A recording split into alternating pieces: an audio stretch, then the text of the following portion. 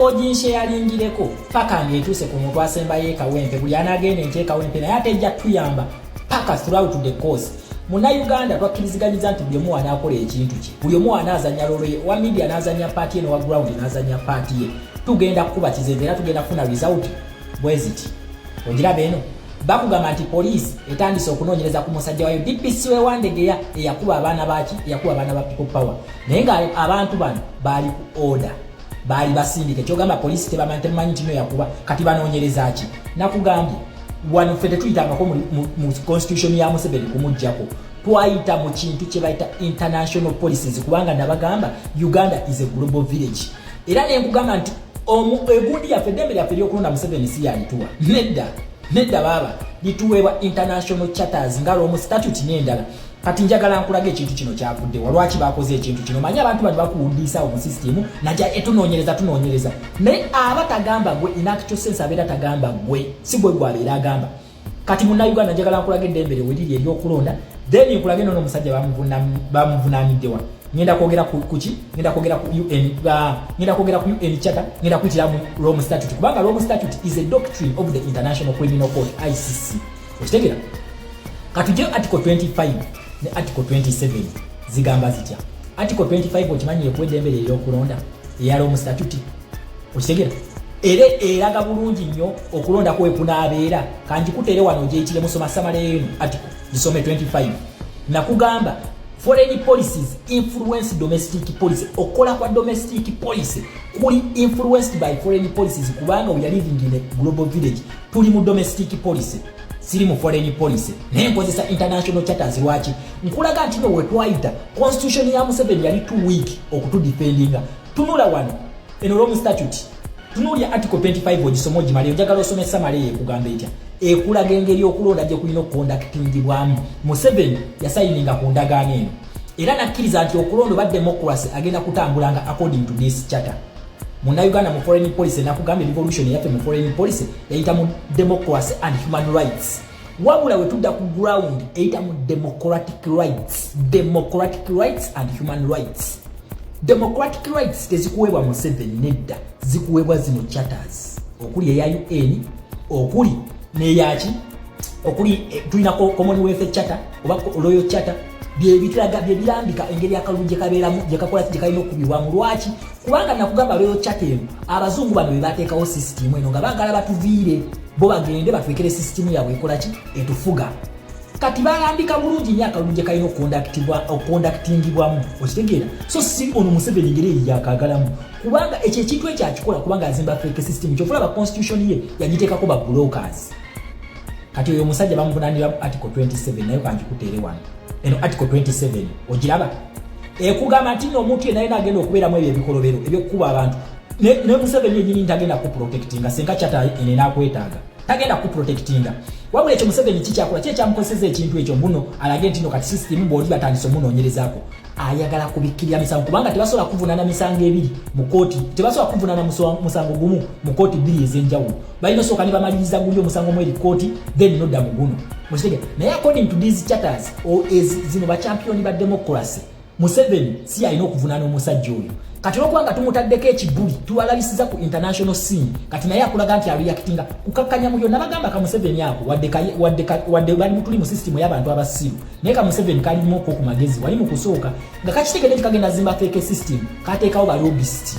Kati balobist bano babeera mu zino organizations buli kakola ebikolobero nga kakola ki nga bagenda eri nga babikkirira. Kati fwe tukipika ne tukipika ku media ne kisukka nnyo ne bano abazungu bano kibayitirirako, nakugamba bano baliwo interest. Okitegere? Nabo kibayitirirako. Kati mu kubayitirirako nga bagamba muteekeyo. Kati olumuteekayo nga ka Museveni bakakubira essimu nga bakagamba boyo oyo musajja waawedde baako kyokolawo kati nga kapa kukabino. So munnayuganda eddembe lyaffe ery'okulonda, democratic right is demanded by us, protected by the international charters. Tugenda mu kalulu ako nakugambye okuwona system ya Museveni eyo okugirwanyisa. Tugenda kukozesa ekintu kyebayita defiance, tugenda kukozesa ekintu citizen journalism, tugenda kukozesa ekintu kyebayita protest. Okitegeera? Byebyo kabeke bigendo tutaasa ku Museveni. Okitegeera? Kyebyo kabeke bigendo tutaasa ku Museveni okudemandinga democratic rights zaffe, okuba nti tukuba akalulu ne kabeera respected. Ogenda kukola otya? Mwagende wanna lukola keera ku makya sawa 11 kera ku macho olumala okulya futali nginaku z'omwezi 13 olumala okulya futali todda naaba genda ku polling station kakasa nti boxes obazireeta nga weemuli teri kuleta lino boxes zirimu bululu okitegeera ekintu kino teri kuleta box zirimu bululu mukakase nti no weemuli womala okukakuba tovaawo sigalawo wakirimu yawulemu ebibinja bibiri ekimu ekiba kigenza okulya ekirala kikomewo naye mukakase nti no watuukira essaawa y'okkabala nga mwena weemuli bakabale okitegeera bakabale teri mukakase nti kya essimu muzikyajinga naffe ab'oku media tujja kubeerako mukakase nti muzikyajinga buli ewali ekikolobero mu kirabise oyo musajja tanafuna sente zigenda terika kaluka 2026 azisuubira mu bazungu bano azisuubira mu bazungu kati ebikolobero byakola byonna mu birabise then ffe tujja kuba screenshot tuli battabumu ku x tuli battabumu tumanye ekyokukola tujja biteekayo gye birina okugenda bwe tumala okubiteekayo gye birina okugenda tulabe kalono Museveni wanaddamu okukolera ebyekisibu tukyagenda mu maaso we mumala okulonda temuvaawo nkugambye mukakase nti essaawa y'okkabala mwenna weemuli Museveni akalulwa box nga akajje mu polling station tulina okugoberera DR form paka Museveni gyagitwala DR form egenda kudda ku division level ye Kawempe North awe bagenda okuŋŋanya kakati njagala emitwalo 16 nga gyagoberedde akalulu kannalukola kuba yaleese emitwalo 19 eyongeddemu emitwalo gy'esatu kitegeeza nti owa NRM tugenda kuyingira akalulu kano ng'olwedde alina emitwalo 3 mu maaso nga tusinga emitwalo 3 then emitwalo 16 ku mitwalo 16 teyasobola kulonda wa NRM taliyo kubanga nabo be bali mu kusomba si ba mu Kawempe kati njagala emitwalo 16 okuva ku polling stations ez'enjawulo zijje zigoberera akalulu kaako tutuuke wali ku polling station oyo agent wa byabakama oba presiding officer ajje atusomere ebirala nga ffe twabitegedde ebyavudde ku polling station ajje atusomere ebirala yes twagala Museveni atulaga amaanyi ng'emitwalo 16 giyimiridde eweerwa nga tumanyi results ezavudde mu kalulu kannalukoola yasoma ebirala nga we yakola mu kannakwedde baaliwo batono naye temubirekera secretary general wadde ekibiina kya NUP temubirekera bambi mbasaba busabe ne protest vote bwetu wegenda okubeera tugenda kanoonya tugenda kalonda tugenda kagoberera tugenda kakuuma tugenda kagoberera tugenda kabala tugenda kumanya results kakati Simon byabakama afulumye result ezize nga size ezaffe ajja kutubuulira result ezo yazijjeewa eno ye rehearsal ya protest vote kugambe Munnayuganda kera ku ssaawa 11 omala okera genda n'essimu y'okulabisa genda na buli kimu kyo okiteekaawo n'ebyo ebintu bya security bauti kugambe soma samale eno ati sigenda gijjawo gisome olabe eno samale bwe kati akalulu kalina okubeera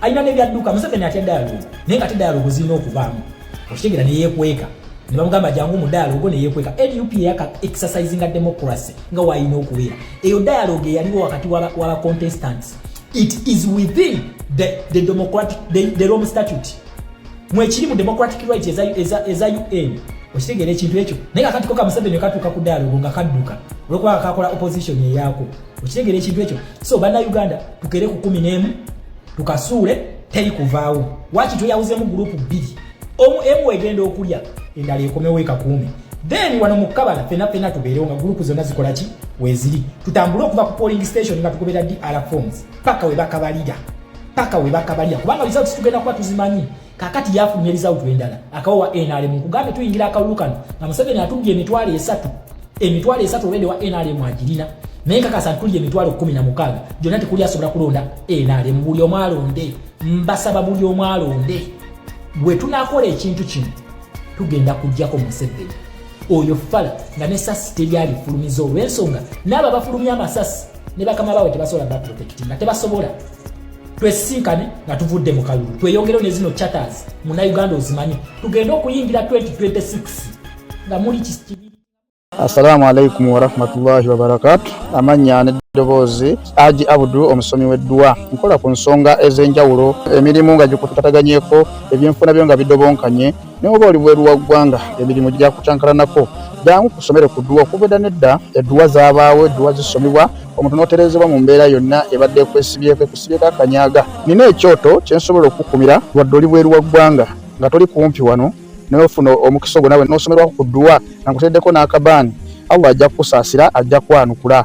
Kuba ku namba yange y'essimu 0752 44 71 56 ne ku WhatsApp kwendi mpereza obubaka sobole okuyamba. Assalamu alaikum wa rahmatullahi wa barakatuh.